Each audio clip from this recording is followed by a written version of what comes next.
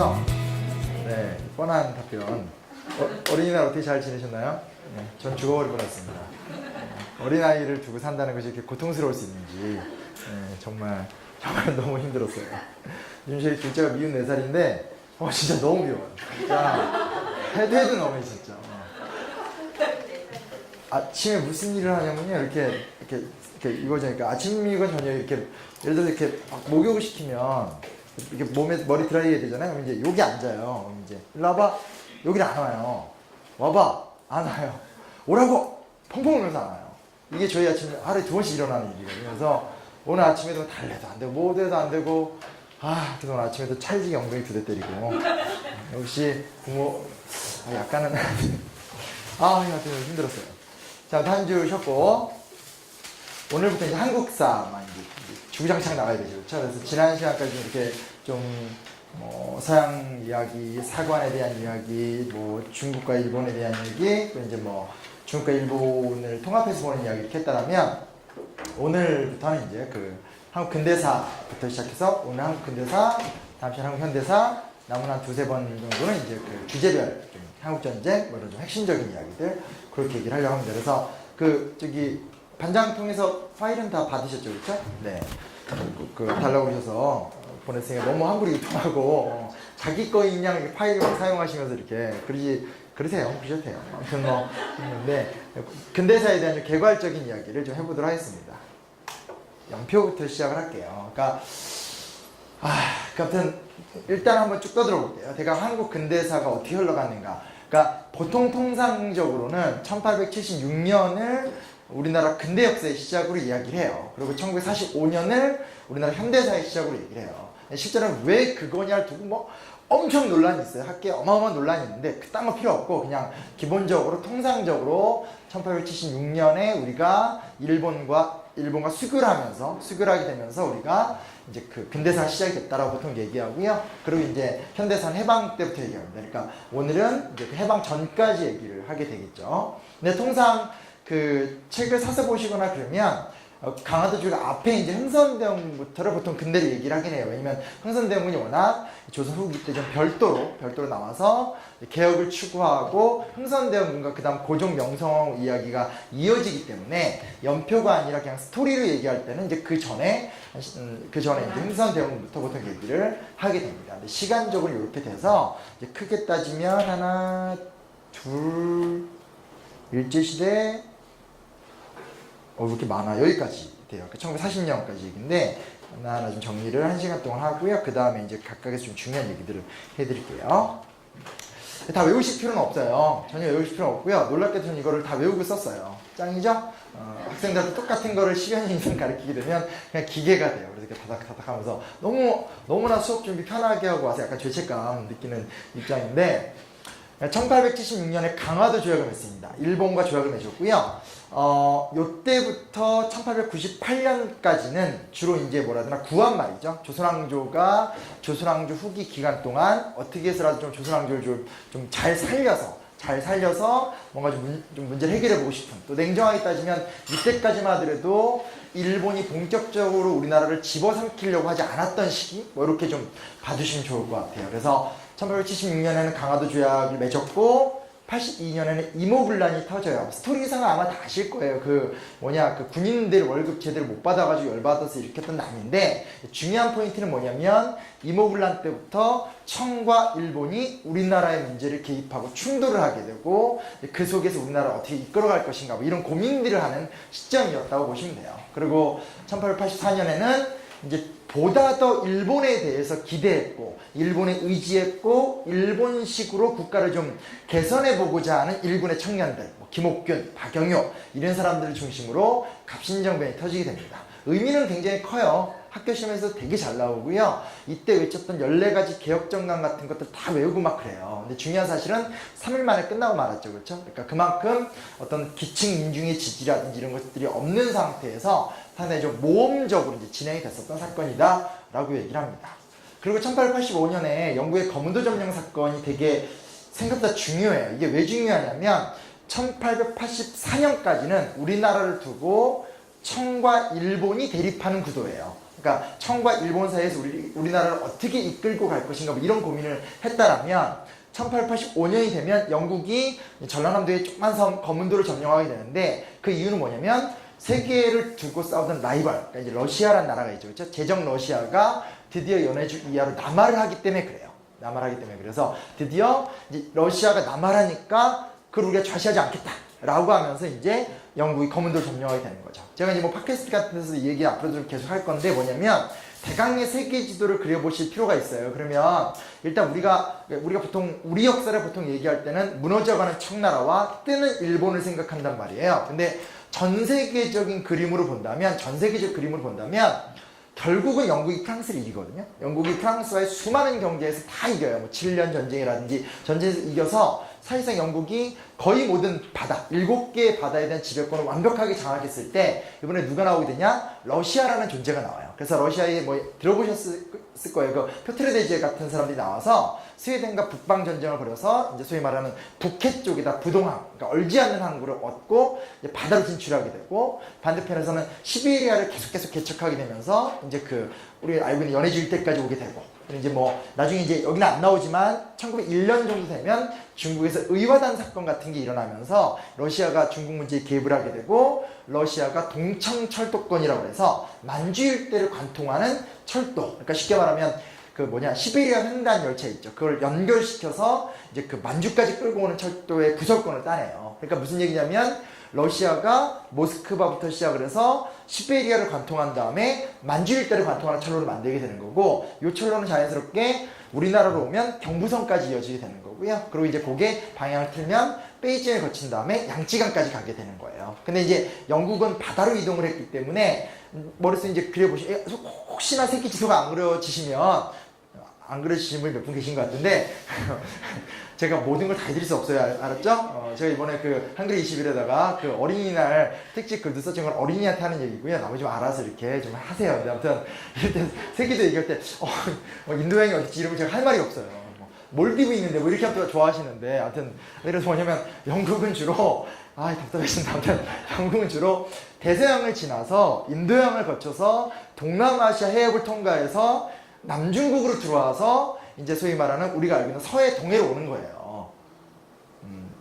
대강 연기를 잘하고 계신데 아무튼 그러니까 그렇게 들어오니까 영국의 동아시아 전진기지는 어디냐면 양쯔강이 되는 거예요. 양쯔강 일대를 그러니까 이거죠. 영국 입장에서는 아프리카의 한 절반, 그러니까 남아프리카 공화국 아시죠? 그 저기 축구했던데 거기가 핵심 기죠. 그러니까 이집트에서부터 남아프리카 공화국까지 이제 종단 정체를 해서 이제 아프리카를 쭉 관통하고, 그러니까 어쨌든 아프리카 최남단, 그리고 그려드려요? 분위기 이상하다. 근데 제가 그림 못 그려요. 그건 이해하셔야 돼요. 저는 저기 미대 아니에요. 미대생들 많이 가르치긴 하는데 이거 그리긴 그런데 하여튼 큰일 났다. 근데 이거 왜 그린다 그렇지? 망했다. 몰라요. 대강 갈게요. 미대 이런 데서 이런 그림 아싸. 지금까지 제일 잘 그린 건 뭐냐 너 제일 잘하는 아니 그런 가식적인 거 하지 마세요. 와 진짜 내가 날 알거든요. 기분이 좋다 이렇게 계시니까. 일본 그리니까 저기 이제 그리고 제가 여기는 뭐 어떻게 돼? 야 이건 뭐냐? 네, 자 간섭하지 마세요. 어차피 간섭해봤자 못해. 자, 대강 이렇게 된 거잖아요. 그러니까 대강 어딘지 알겠죠? 아프리카, 여기 어디냐? 저기 인도, 이거 너무 이상하다. 여기 동남아시아 막 섬들 있고, 동남아시아, 중국, 우리나라 이렇게 되는 건데, 제가 그림을 그리게 될지는 생각도 못했네요. 아무튼 영국은 여기 이렇게 붙어 있잖아요. 붙어 있는 나라가 이렇게 아프리카에서는 여기 이제 이집트, 남아프리카 공화국, 그리고 중동 일대, 그러니까 오스만 제국이 있었어요. 그러니까 그래서 이렇게 내려오거든요. 그리고 인도를 장악했고 동남아시아의 절반을 먹었어요. 나머지 동남아시아는 프랑스, 네덜란드 이렇게 먹고. 그러니까 영국의 해군이 이렇게 내려와서 그 대서양을 거친 다음에 남아프리카의 거점을 확보하고 인도양을 장악해서 이 남중국 해협을 지나서 이렇게 와서 양쯔강 그러니까 요 일대를 장악하게 된 거예요. 이게 이제 소위 말하는 영국의 세계 패권 전략인 거고, 그에 비해서 이제 아메리카 쪽은 미국이 영국의 우방이잖아요. 그리고 프랑스가 인도차이나 일대를 장악하긴 했지만 사실은 2등 국가, 그러니까 영국 입장에서 세계에서 넘버 3지만 영국 입장에서 이제 프랑스가 영국을 이길 수 있는 상황은 아니니까 이런 거였다면 색깔펜 없어요? 아, 이게 학원이 아니니까.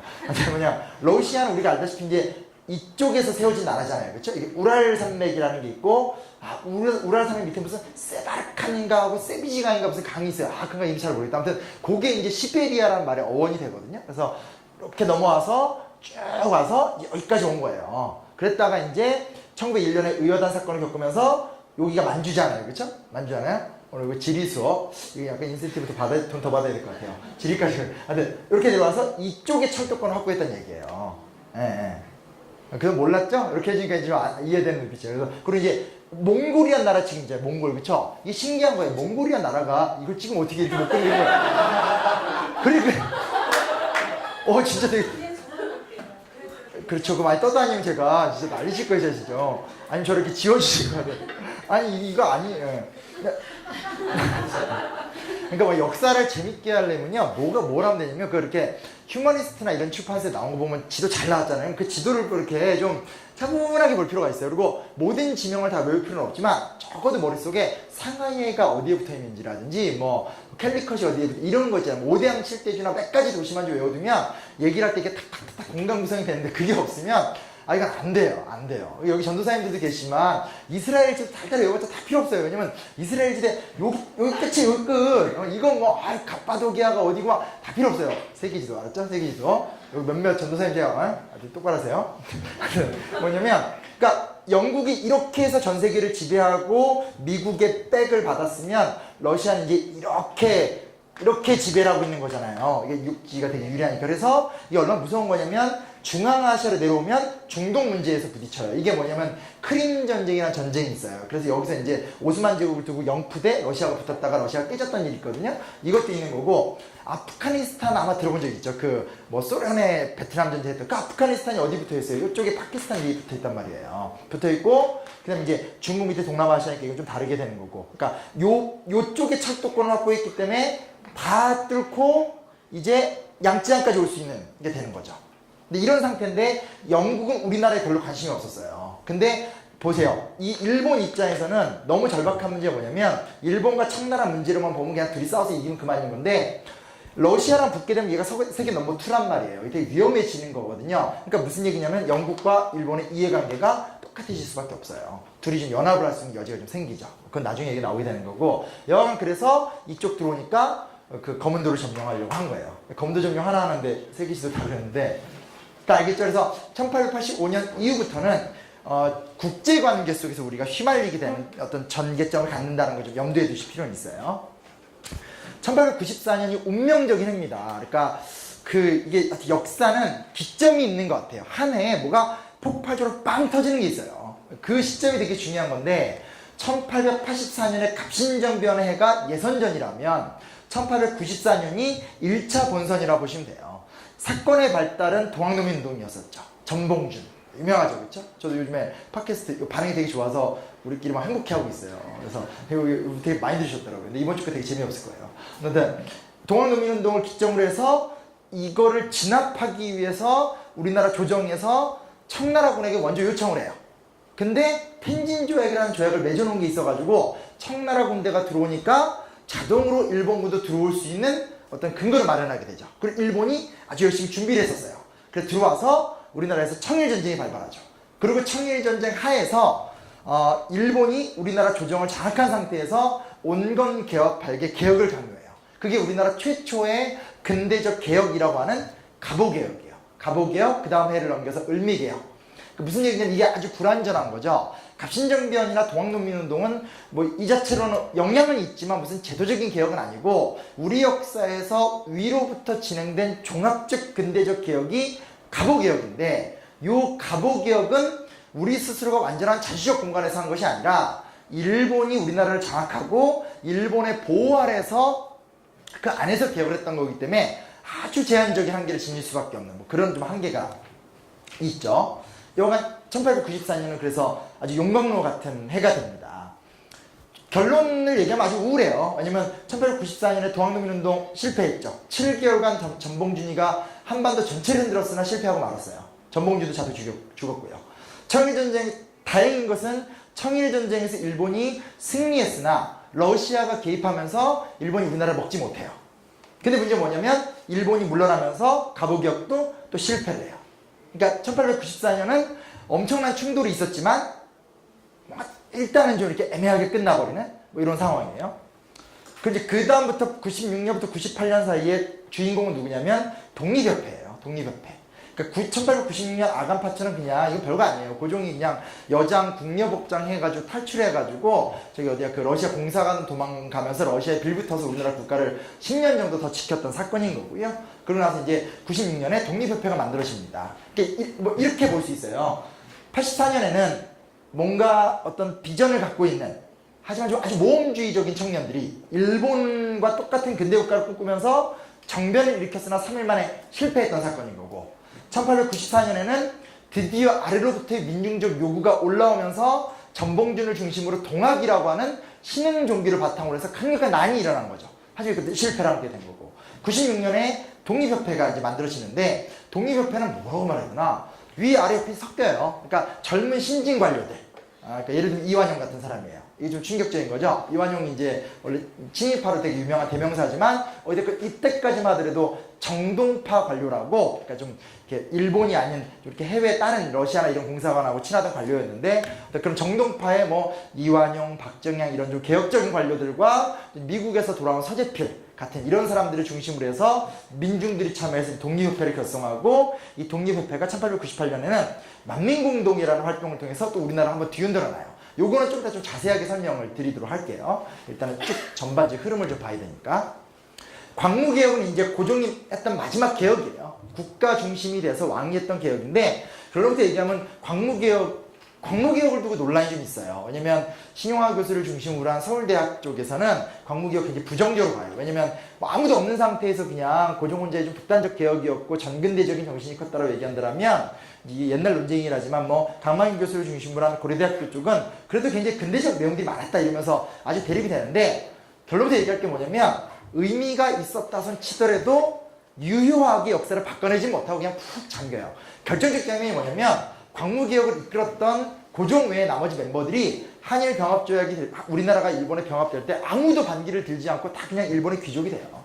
그러니까 어떤 얘기인지 알겠죠? 그러니까 그만큼 이 숱한 정치사의 과정 속에서 김옥균도 사라지고 뭐 명성황후도 사라지고 흥선대원군도 사라지고 하면서 온건계파 급진계파가 다 사라진 상태에서 심지어 독립협회까지 뽀개면서 고종 혼자 추진했던 게 광무개혁이거든요. 그러니까 내용은 의미가 있지만 이게 어떤 역사적 힘을 갖고 치고 나가지 못하는 그러니까 나쁜 얘기일 수는 있겠지만 76년부터 98년까지 얘기를 본다라면 우리나라의 정치사가 더하기의 정치를 했다기보다는 어떤 뺄셈의 정치를 한 거죠. 끊임없이 정쟁을 하면서 한 파를 죽이고 또 다음 파를 죽이고 또 다음 파를 죽이면서 점점 말라가는. 근데 문제는 뭐냐면 원래 말라있는 나라인데 원래 정치 세력이 적은 나라인데 원래 가난한 나라인데 그러니까 이게 되게 심각해지게 되는 거예요. 그러니까 애초에 풍성했다라면 게임을 막 하면서 이렇게 좀 떨어져 나가도 집중이 되는 효과가 날 텐데 워낙 가난하고 뭐가 제대로 되어 있지 않은 나라인 상태에서 이렇게 정쟁의 결과가 굉장히 부정적으로 나타나게 되기 때문에 어떤 좀 의미 있는 열매를 좀 맺지 못하게 되는 거죠.